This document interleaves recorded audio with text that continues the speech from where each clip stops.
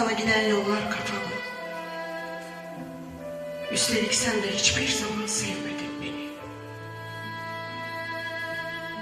Ne kadar yakından ve arada uçurum. İnsanlar, evler, aramızda duvarlar gibi. Uyandım, hep seni düşündüm. Yalnız senin gözlerini. Sen bayan nihayet, sen ölümün kanımı. Ben artık adam olamam, bu derde düşerim. Şimdilerde bir köpek gibi koşuyorum oradan oraya.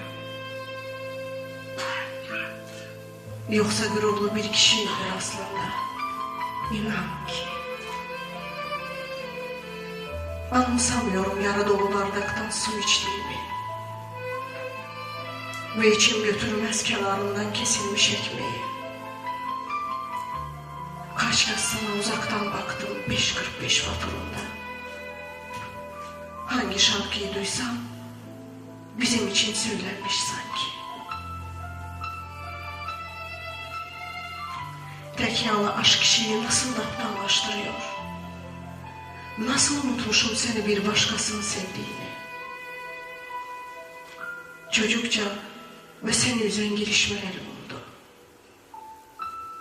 Bağışla. Bir daha tekrarlanmaz hiçbiri. Rastlaşmamak için elimden geleni yaparım.